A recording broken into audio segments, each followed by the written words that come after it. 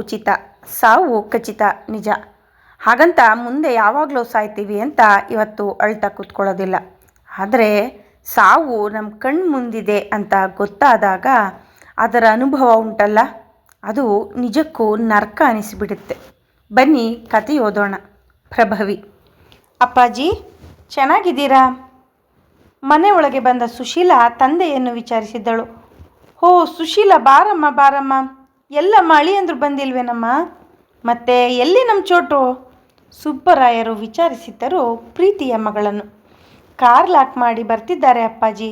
ಆಗೋ ಅಲ್ಲಿ ಬಂದರು. ಹೋ ಅಳಿಯಂದ್ರು ಬರಬೇಕು. ಪ್ರಯಾಣ ಎಲ್ಲ ಸುಖವಾಗೈತೆ? ಏನು ಮಾವಯ್ಯ ನೀವು ಅಳಿಯಂದ್ರು ಅಂದ್ಕೊಂಡು, ನಾನೇನು ದೂರದವನೇ? ವಿಶ್ವನಾಥ್ ಅಂತ ಕರಿಬಾರ್ದೆ? ಅಯ್ಯೋಯ್ಯೋ, ಎಲ್ಲಾದರೂ ಉಂಟೆ. ಎಷ್ಟೇ ಆದರೂ ನಿನ್ನನ್ನು ಅಳಿಮಯ್ಯ ಅಲ್ವೇನಪ್ಪ? ಬಿಡಿ ಮಾವ, ಕಷ್ಟಕಾಲದಲ್ಲಿ ನೀವು ನನ್ನ ಕೈ ಹಿಡಿದೇ ಇದ್ದಿದ್ರೆ ನಾನು ಇಂದು ಏನಾಗ್ತಿದ್ನೋ. ಅಪ್ಪ ಅಮ್ಮ ಕಳ್ಕೊಂಡ ನನಗೆ, ನನ್ನ ತಂಗಿಗೆ ಆಶ್ರಯ ಕೊಡೋದಲ್ಲದೆ ಈ ಬಿಕಾರಿಗೆ ನಿಮ್ಮ ಮಗಳನ್ನು ಕೊಟ್ರಿ. ನಿಮ್ಮ ಋಣನ ನಾನು ಉಸಿರಿರೋ ತನಕ ತೀರ್ಸೋಕ್ಕಾಗಲ್ಲ ಮಾವಯ್ಯ ಎಂದು ವಿಶ್ವನಾಥ್ ಎರಡೂ ಕೈ ಜೋಡಿಸಿ ನಮಸ್ಕರಿಸುತ್ತಾರೆ. ಅಯ್ಯಯ್ಯೋ ವಿಶ್ವ, ಏನಪ್ಪ ನೀನು ಮಾಡ್ತಾ ಇರೋದು? ಕೆಳಗೆ ಬಿಡು ಕೈನ. ನೀನು ನನ್ನ ಮಗ ಇದ್ದಂಗೆ. ಆಸ್ತಿ ಇವತ್ತು ಬರುತ್ತೆ, ನಾಳೆ ಹೋಗುತ್ತೆ. ಮನುಷ್ಯನಿಗೆ ಮನುಷ್ಯತ್ವ ಅನ್ನೋದು ತುಂಬ ಮುಖ್ಯ. ಮನುಷ್ಯರಿಗೆ ಹೃದಯ ಶ್ರೀಮಂತಿಕೆ ಇರಬೇಕು. ಹಾಗೆ ನೋಡಿದ್ರೆ ನಿನ್ನ ಮುಂದೆ ನಾನೇ ಬಡವ. ತಾತ ಎಂದು ಬಂದು ಅಪ್ಪಿಕೊಂಡನು 9 ವರ್ಷದ ಪೋರ ಅಶ್ವಿನ್. ವಿಶ್ವನಾಥ್ ಮತ್ತು ರಾಧಾ ಇಬ್ಬರು ಸುಬ್ಬರಾಯರ ಸೋದರ ಸಂಬಂಧಿಗಳು. ಅಪಘಾತದಲ್ಲಿ ಅವರ ತಂದೆ ತಾಯಿ ತೀರಿಕೊಂಡಾಗ ಸುಬ್ಬರಾಯರೇ ಆಶ್ರಯ ನೀಡಿದ್ದರು. ಸುಶೀಲ ಮತ್ತು ವಿಶ್ವನಾಥ್ ಇಬ್ಬರ ನಡುವಿನ ಒಡನಾಟ ನೋಡಿ ಸುಬ್ಬರಾಯರೇ ಇಬ್ಬರಿಗೂ ಮದುವೆ ಮಾಡಿದ್ದರು. ಪಾರೋ ಮೊಮ್ಮಗನೇ, ಏನೋ ಮಾಡ್ತಿದ್ದೆ ಇಷ್ಟು ಹೊತ್ತು ಗಾರ್ಡನ್ನಲ್ಲಿ? ಅದು ತಾತ, ಚಾಮಿ ಜೊತೆ ಹೂವಿನ ಗಿಡಗಳಿಗೆಲ್ಲ ನೀರು ಹಾಕ್ತಿದ್ದೆ. ಅಪ್ಪಯ್ಯ, ಎಲ್ಲರೂ ಎಲ್ಲಿ? ಯಾರೂ ಕಾಣ್ತಾ ಇಲ್ಲ. ಅದು ಲಕ್ಷ್ಮಿ ಮತ್ತೆ ಗರ್ಭಿಣಿನಮ್ಮ. ಅಪ್ಪಯ್ಯ, ಏನು ಹೇಳ್ತಿದ್ದೀರಾ ನೀವು? ಹೆಚ್ಚು ಕಡಿಮೆ ಕಿರುಚಿದ್ದಳು ಸುಶೀಲ. ಒಂದು ದೊಡ್ಡ ನಿಡಿದಾದ ಉಸಿರನ್ನು ಹೊರದಬ್ಬಿದರು ಸುಬ್ಬರಾಯರು. ನಿಮಿಷಗಳ ಕಾಲ ಎಲ್ಲರ ನಡುವೆ ಮೌನ. ಕೊನೆಗೆ ಸುಬ್ಬರಾಯರೇ ಮೌನ ಮುರಿದರು. ಹೌದಮ್ಮ, ಲಕ್ಷ್ಮಿ ಈಗ 3 ತಿಂಗಳ ಗರ್ಭಿಣಿ. ಅಲ್ಲಪ್ಪ, ಅದು ಡಾಕ್ಟರ್. ಸುಶೀಲ ಮಾತು ಬಾರದವಳಂತೆ ತೊದಲಿಸುತ್ತಿದ್ದಳು. ನೀನು ಏನು ಹೇಳೋಕ್ಕೆ ಹೊರಟಿದೀಯಾ ನನಗೂ ಗೊತ್ತಮ್ಮ. ಆದರೆ ನಿಮ್ಮಮ್ಮನಿಗೆ ಹೇಗೆ ಹೇಳಿದ್ರು ಅರ್ಥನೇ ಮಾಡ್ಕೊಳ್ಳಲ್ಲ. ನಾನು ನಾರಾಯಣ ಇಬ್ಬರು ಅವಳಿಗೆ ಹೇಳಿ ಹೇಳಿ ಸೋತೋದ್ವಮ್ಮ. ಅದಕ್ಕೆ ಇವಾಗ ಅವಳೇ ಡಾಕ್ಟರ್ ಹತ್ತಿರ ಮಾತಾಡ್ತೀನಿ ಅಂತ ಹೋಗಿದ್ದಾಳೆ. ಇದರ ಪರಿಣಾಮ ಏನಾಗಬಹುದು ಅಂತ ಗೊತ್ತಿದ್ರೂ ಅಮ್ಮ ಅದೇಗಪ್ಪ?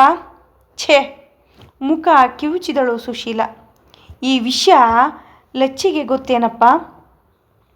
ಇಲ್ಲ ಎಂದು ಗೋಣಾಡಿಸಿದರು ಸುಬ್ಬರಾಯರು. ನನ್ನ ಯಾವ ಜನ್ಮದ ಪುಣ್ಯವೋ ಏನೋ ಈ ಮನೆಗೆ ಸೊಸೆಯಾಗಿ ಬಂದಿದ್ದೀನಿ.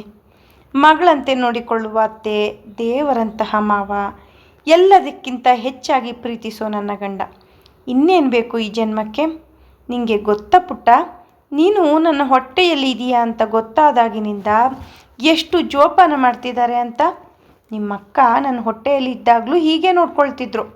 ನಾನು ಬಡವರ ಮನೆಯಿಂದ ಬಂದವಳಾದರೂ ಒಂದು ದಿನವಾದರೂ ನಿಮ್ಮ ಅಜ್ಜಿ ಆಗಲಿ ನಿಮ್ಮ ತಾತ ಆಗಲಿ ಒಂದು ದಿನ ಅಣುಕಿಸಿ ಮಾತಾಡಿದ್ದಿಲ್ಲ. ಇನ್ನು ನಿಮ್ಮಪ್ಪ ನನ್ನ ಜೀವನದ ಪರಮ ಸುಖ ಎಂದು ಹೊಟ್ಟೆಯ ಮೇಲೆ ಕೈಯಿಟ್ಟು ತನ್ನ ಮಗುವಿನೊಂದಿಗೆ ಮಾತಿಗಿಳಿದಿದ್ದಳು ನಿಜಾಂಶ ತಿಳಿಯದ ಲಚ್ಚಿ.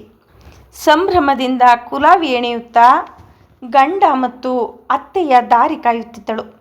ಪಾಪ ಅವಳಿಗೇನು ಗೊತ್ತು ಈ ಸಂಭ್ರಮ ಇನ್ನು ಕೆಲವೇ ನಿಮಿಷಗಳೆಂದು. ಅಮ್ಮ ಮಗ ಬರೀ ಮೌನದಲ್ಲೇ ದಾರಿ ಸವೆಸಿದರು.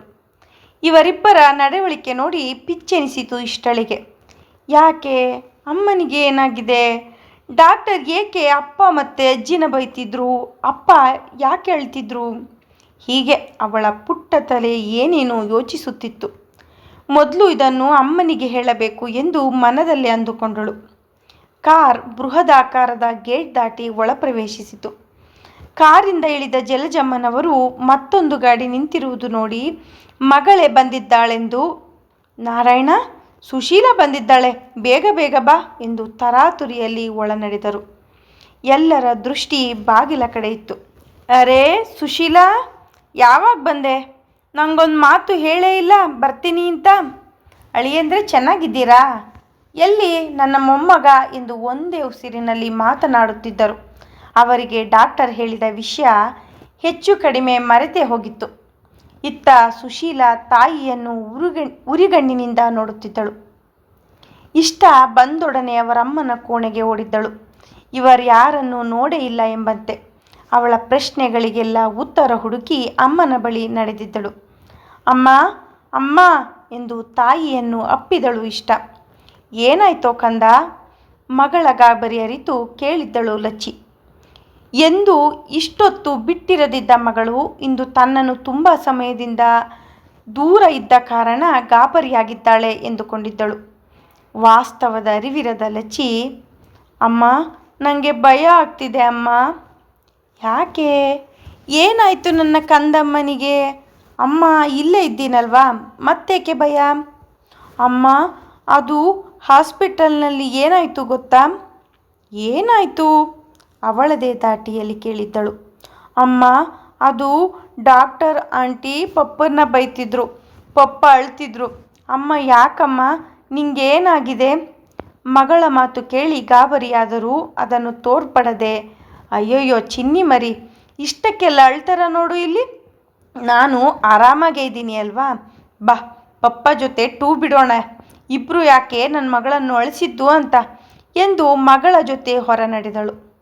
ಸಾಕು ನಿಲ್ಸಮ್ಮ ನಿನ್ನ ಮಾತನ್ನು, ಕಿರುಚಿದಳು ಸುಶೀಲ. ನಿನ್ನನ್ನು ನೀನು ಏನು ಅಂದ್ಕೊಂಡಿದ್ದೀಯಾ? ಯಾಕೆ? ಏನಾಯ್ತೆ ಸುಶಿ, ಯಾಕೆ ಹೀಗೆ ಮಾತಾಡ್ತಿದ್ದೀಯಾ? ಸಾಕಮ್ಮ ನಿನ್ನ ನಾಟಕ. ಅಪ್ಪ ಎಲ್ಲ ವಿಷಯ ನನಗೆ ಹೇಳಿದ್ದಾರೆ. ಅಲ್ಲಮ್ಮ, ಲಚ್ಚಿ ಪರಿಸ್ಥಿತಿ ಏನು ಅಂತ ಗೊತ್ತಿದ್ರೂ ನಿನಗೆ ಅವಳ ಜೀವಕ್ಕಿಂತ ಗಂಡು ಮಗು ಬೇಕೆಂಬ ಹಠವೇ ಹೆಚ್ಚಾಯ್ತೆ. ಇಲ್ಲ ಸುಶಿ, ನೀನಾದರೂ ಅರ್ಥ ಮಾಡ್ಕೊ. ಅವಳು ಪ್ರಾಣ ತೆಗೆಯುವಷ್ಟು ಕಟುಕಿ ಅಲ್ಲಮ್ಮ ನಾನು. ಅವಳಿಗೆ ಏನೂ ಆಗಲ್ಲ ಅನ್ನೋ ನಂಬಿಕೆ ನನಗಿದೆ. ಆದರೆ ದೇವರು ನಮ್ಮ ಕೈ ಬಿಡಲ್ಲ. ಇದನ್ನು ನಂಬಿಕೆ ಅನ್ನಲ್ಲ, ಮೂಢನಂಬಿಕೆ ಅಂತಾರೆ. ಈ ಸಮಯದಲ್ಲಿ ರಿಸ್ಕ್ ಬೇಕಾಗಿತ್ತಮ್ಮ, ಸೋತ ದನಿಯಲ್ಲಿ ಕೇಳಿದಳು ಸುಶೀಲ. ಪಟ್ಟು ಬಿಡಲಿಲ್ಲ ಜಲಜಮ್ಮನವರು. ಇವರ ಯಾವ ಮಾತುಗಳು ನಾರಾಯಣರಾಯ್ ಅವರ ಕಿವಿಗೆ ಹೋಗಲಿಲ್ಲ. ನಾರಾಯಣ ನಾರಾಯಣ ಜೋರಾಗಿ ಭುಜ ಅಲ್ಲಾಡಿಸಿ ಕರೆದಾಗ ವಾಸ್ತವಕ್ಕೆ ಬಂದರು ನಾರಾಯಣರವರು. ಎದುರಿಗಿದ್ದ ಅಕ್ಕನನ್ನು ನೋಡಿ ಅಕ್ಕ ಎಂದು ಹೋಗಿ ಅಪ್ಪಿಕೊಂಡು ಒಂದೇ ಸಮನೆ ಹತ್ತು ಬಿಟ್ಟರು. ಅವರ ಗಂಟಲ ಪಸಿ ಆರೋವರೆಗೂ ಹೊತ್ತರು. ಸುಶೀಲ ಕೂಡ ಅವರನ್ನು ತಡೆಯಲಿಲ್ಲ. ಮನಸ್ಸಿನ ದುಃಖ ಎಲ್ಲ ಬಂದು ಬಿಡಲಿ ಎಂದು ತಮ್ಮನ ಮಾತಿಗಾಗಿ ಕಾದಳು. ತಮ್ಮನನ್ನು ಬಾಯಿಗೆ ಬಂದ ಹಾಗೆ ಬೈಬೇಕೆಂದಿದ್ದವಳು ತಮ್ಮನ ಪರಿಸ್ಥಿತಿ ನೋಡಿ ಅವಳ ಮಾತುಗಳೆಲ್ಲ ಗಂಟಲಲ್ಲೇ ಉಳಿಯಿತು. ಬಹಳ ನೊಂದಳು ಸುಶೀಲ. ಇವೆಲ್ಲವನ್ನು ಗಮನಿಸುತ್ತಿದ್ದ ಎರಡು ಕಣ್ಗಳು ಮಾತ್ರ ತನ್ನ ಕಾರ್ಯ ಸಾಧನೆಗೆ ಕಾಲ ಸನ್ನಿಹಿತವಾಯಿತೆಂದು ಮನಸ್ಸಿನಲ್ಲೇ ಕುಹಕನಗು ನಕ್ಕಿತ್ತು. ನಾರಾಯಣನವರು ಸ್ವಲ್ಪ ಸುಧಾರಿಸಿದ ನಂತರ, ನಾಣಿ ಡಾಕ್ಟರ್ ಏನು ಹೇಳಿದರು ಎಂದು ಕೇಳಿದಳು. ಸುಶೀಲ ನಾರಾಯಣರವರನ್ನು ಪ್ರೀತಿಯಿಂದ ನಾಣಿ ಎಂದು ಕೂಗುತ್ತಿದ್ದಳು. ಡಾಕ್ಟರ್ ಹೇಳಿದ ಅಷ್ಟು ವಿಷಯವನ್ನು ಅವರಕ್ಕನ ಬಳಿ ಹೇಳಿದನು. ಅವರ ಮಾತಿನ ಭರದಲ್ಲಿ ಲಚ್ಚಿಯನ್ನು ಯಾರೂ ಗಮನಿಸಲೇ ಇಲ್ಲ. ಅನಾಹುತವೊಂದು ನಡೆದು ಹೋಯಿತು. ಅಮ್ಮ ಎಂಬ ದನಿ ಕೇಳಿ ಎಲ್ಲರೂ ಹಿಂದಿರುಗಿದರು. ಲಚ್ಚಿ ಪ್ರಜ್ಞೆ ತಪ್ಪಿ ಬಿದ್ದಿದ್ದಳು. ಈ ಸಮಯದಲ್ಲಿ ಅವಳಿಗೆ ಯಾವುದೇ ಶಾಕ್ ಆಗುವ ವಿಷಯಗಳನ್ನು ಹೇಳುವಂತಿರಲಿಲ್ಲ. ಸೂಕ್ಷ್ಮವಾಗಿ ತಿಳಿಸಬೇಕಿದ್ದ ವಿಷಯ ಬಹಿರಂಗವಾಗಿತ್ತು. ಲಕ್ಷ್ಮಿಗೆ ಭಾರಿ ಆಘಾತವಾಗಿತ್ತು. ಲಚ್ಚಿ ಏನಾಯ್ತಮ್ಮ, ಎದ್ದೇಳಮ್ಮ, ಭಾವ ಮೊದಲು ಡಾಕ್ಟರ್ಗೆ ಫೋನ್ ಮಾಡಿ ಎಂದು ಲಕ್ಷ್ಮಿಯನ್ನು ರೂಮ್ಗೆ ಎತ್ತಿಕೊಂಡು ಹೋಗಿ ಹಾಸಿಗೆ ಮೇಲೆ ಮಲಗಿಸಿದರು ನಾರಾಯಣ್. ಲಚ್ಚಿಯನ್ನು ಎಷ್ಟು ಎಬ್ಬಿಸಿದರೂ ಹೇಳಲೇ ಇಲ್ಲ. ಎಲ್ಲ ತುಂಬ ಗಾಬರಿಯಿಂದ ನಿಂತು ಬಿಟ್ಟರು. ಅಮ್ಮ ಅಮ್ಮ ಎದ್ದೇಳಮ್ಮ ಎಂದು ಒಂದೇ ಸಮನೆ ಅಳುತ್ತಿದ್ದ ಇಷ್ಟಳನ್ನು ಸುಶೀಲ ಹೊರ ಕರೆದುಕೊಂಡು ಹೋಗಿ ಸಮಾಧಾನ ಮಾಡುತ್ತಿದ್ದಳು. ಅತ್ತೆ, ಅಮ್ಮನಿಗೆ ಏನಾಗಿದೆ ಅತ್ತೆ? ಅಮ್ಮ ಯಾಕೆ ಬಿದ್ದುಬಿಟ್ರು? ಅಪ್ಪ ಯಾಕೆ ಅಳ್ತಿದ್ರು ಎಂದು ಕೇಳುತ್ತಿದ್ದಳು. ಅದು ಏನು ಗೊತ್ತಾ ಪುಟ್ಟ, ನೀನು ಇವಾಗ ಫಸ್ಟ್ ಸ್ಟ್ಯಾಂಡರ್ಡ್ ಅಲ್ವಾ ಪುಟ್ಟ, ಮತ್ತು ಯಾಕೆ ಇವತ್ತು ಸ್ಕೂಲ್ಗೆ ಹೋಗಿಲ್ಲ ಎಂದು ಮಾತು ಮರೆಸುವ ಪ್ರಯತ್ನ ಮಾಡಿದಳು. ಅತ್ತೆ, ನೀವು ನನಗೆ ಏನೇನೋ ಹೇಳಬೇಡಿ, ನನಗೆಲ್ಲ ಗೊತ್ತು. ಅಮ್ಮನಿಗೆ ಏನೋ ಆಗಿದೆ, ಹೇಳಿ ಅತ್ತೆ, ಅಮ್ಮನಿಗೆ ಏನಾಯಿತು ಎಂದು ಜೋರಾಗಿ ಹೇಳುತ್ತಿದ್ದ ಇಷ್ಟಳನ್ನು ನೋಡಿ ಕರುಳು ಹಿಂಡುವಂತಾಯಿತು.